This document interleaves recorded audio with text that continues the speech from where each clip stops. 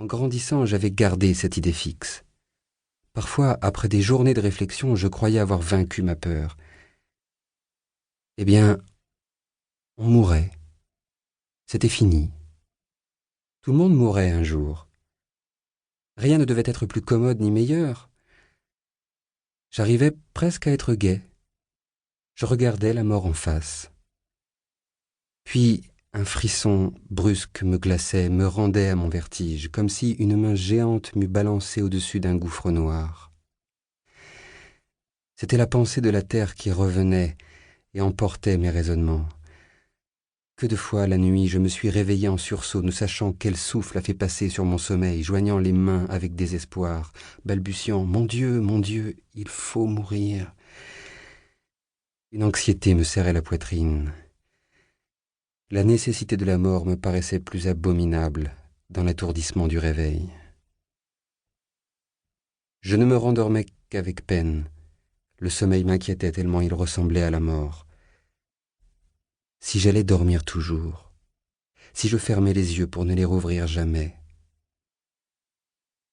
J'ignore si d'autres ont souffert ce tourment. Il a désolé ma vie. La mort s'est dressée entre moi et tout ce que j'ai aimé. Je me souviens des plus heureux instants que j'ai passés avec Marguerite. Dans les premiers mois de notre mariage, lorsqu'elle dormait la nuit à mon côté, lorsque je songeais à elle en faisant des rêves d'avenir, sans cesse l'attente d'une séparation fatale gâtait mes joies, détruisait mon espoir. Il faudrait nous quitter, peut-être demain, peut-être dans une heure. Un immense découragement me prenait. Je me demandais à quoi bon le bonheur d'être ensemble, puisqu'il devait aboutir à un déchirement si cruel. Alors mon imagination se plaisait dans le deuil. Qui partirait le premier, elle ou moi? Et l'une ou l'autre alternative m'attendrissait aux larmes, en déroulant le tableau de nos vies brisées. Aux meilleures époques de mon existence, j'ai eu ainsi des mélancolies soudaines que personne ne comprenait.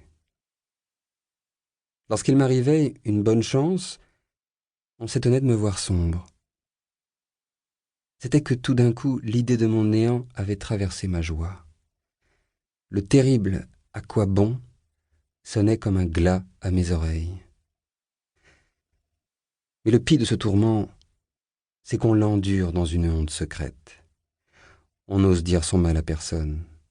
Souvent le mari et la femme, couchés côte à côte, doivent frissonner du même frisson quand la lumière est éteinte. Et ni l'un ni l'autre ne parle, car on ne parle pas de la mort, pas plus qu'on ne prononce certains mots obscènes. On a peur d'elle jusqu'à ne point la nommer, on la cache comme on cache son sexe. Je réfléchissais à ces choses pendant que ma chère Marguerite continuait à sangloter. Cela me faisait grand-peine de ne savoir comment calmer son chagrin en lui disant que je ne souffrais pas. Si la mort n'était que cet évanouissement de la chair, en vérité j'avais eu tort de tant la redouter. C'était un bien-être égoïste, un repos dans lequel j'oubliais mes soucis. Ma mémoire surtout avait pris une vivacité extraordinaire.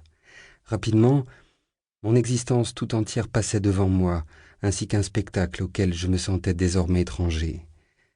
Sensation étrange et curieuse qui m'amusait. On aurait dit une voix lointaine qui me racontait mon histoire. Il y avait un coin de campagne, près de Guérande, sur la route de Piriac, dont le souvenir me poursuivait. La route tourne, un petit bois de pin descend à la débandade d'une pente rocheuse.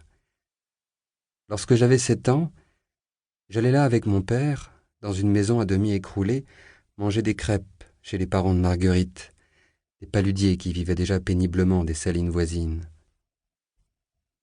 Puis je me rappelais le collège de Nantes, où j'avais grandi, dans l'ennui des vieux murs, avec le continuel désir du large horizon de Guérande, les marais salants à perte de vue, au bas de la ville, et la mer immense, étalée sous le ciel.